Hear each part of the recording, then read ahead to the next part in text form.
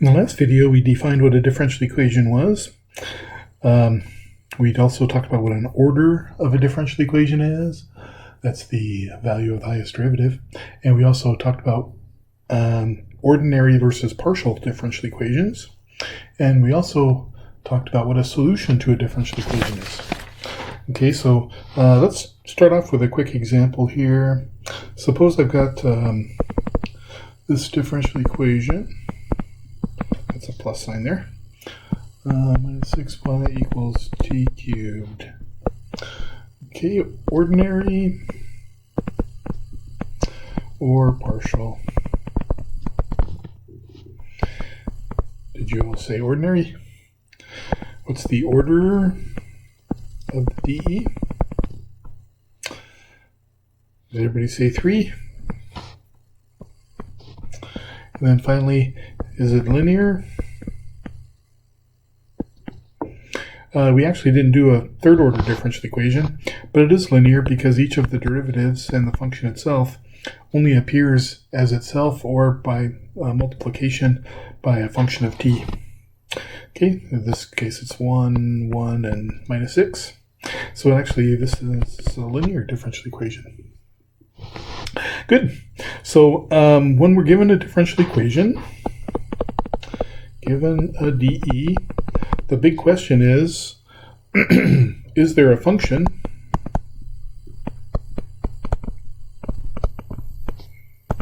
that satisfies the expression, or that satisfies the relationship? And so in that way, probably the biggest question you might ask about a differential equation is the existence question. Existence question. The existence question is, does the differential equation have a solution? Secondly, there is a question of uniqueness. And that means that if the differential equation has a solution, how many solutions are there? Are there just one? Is there just one solution, or is there more than one? And finally, the third big question about differential equations can be thought of as computability. Although we won't talk about computability too much. So suppose a solution does exist, can we compute the solution numerically on a computer? Sometimes that can be very difficult. Like I said, we won't get too far into that. But these are the three big questions that's good to keep in mind when you're working with the differential equation. Those are the three pieces: existence, uniqueness, and computability. Good. Now, let's start off with kind of a simple a reason why we might use a differential equation. So suppose I'm trying to model a population. Model a population.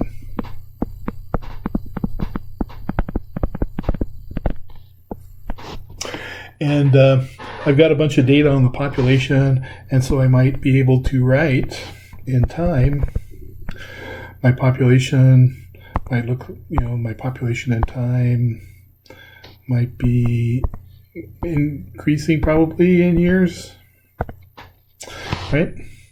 And so the question then, if I'm trying to mathematically get a model for the population, one way I could try to do it is I could just try to build the population function itself, P of t, directly from the data, right?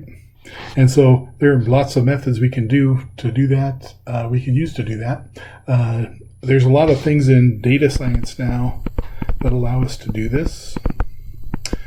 Data science means typically you're building a function from data. And so there's lots of different techniques that you can do to get that population. The problem is if you do that, you've got a nice function for your population, but you have no idea why the population model looks the way it does, right? This gives you like no information about what's happening in the population. On the other hand, suppose that we assume that the population is steady, in equilibrium, never changes. Okay? So in that case, the population would just be constant. And so instead of trying to model the population itself, what we're going to do is try to model how the population changes. And so in that case, we might write down an assumption for our first model of population growth. The rate of change of the population is proportional to the population. So what does that mean? That means that if you just have a few people in the population is not going to grow very fast. But if you have a lot of people, it's going to be changing or increasing very quickly. Okay, and so if we let P of t be the population at time t, then let's go ahead and translate the statement into mathematics. The rate of change is the derivative p prime. Is proportional to, so if A is proportional to B, let me just write that off to the side here. If A is proportional to B, we rewrite that as A equals K times B. Okay, and so if the rate of change is proportional to the population, that means P prime is just equal to K times P. Notice that I've left off my time. I really should write maybe P of prime of t is equal to K times P of t, because those are functions of time, right? Okay, so a lot of times I'll abbreviate it this way. Good. Now, is there a function that satisfies this relationship where the derivative is just a constant multiple of the original function? Yes, there is. You might think about a list of all the derivatives that you know. Polynomials, if I take the derivative of a quadratic, do you get a quadratic? Well, not really. You get a linear function. If you take the derivative of a sine, do you get the sine back? Nope. Derivative of the exponential, you do get the exponential back. And so, in fact, let's see if we can verify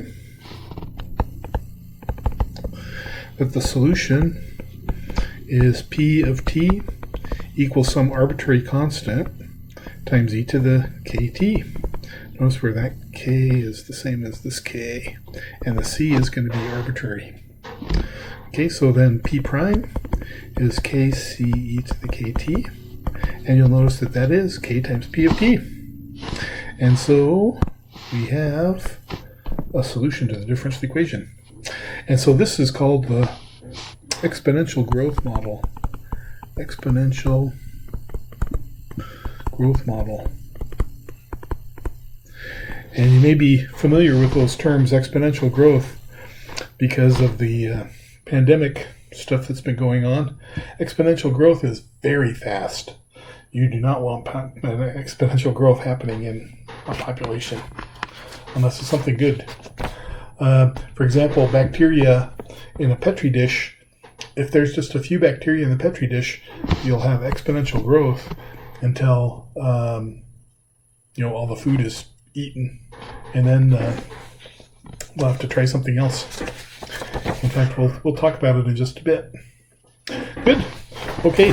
So that is our modeling for now.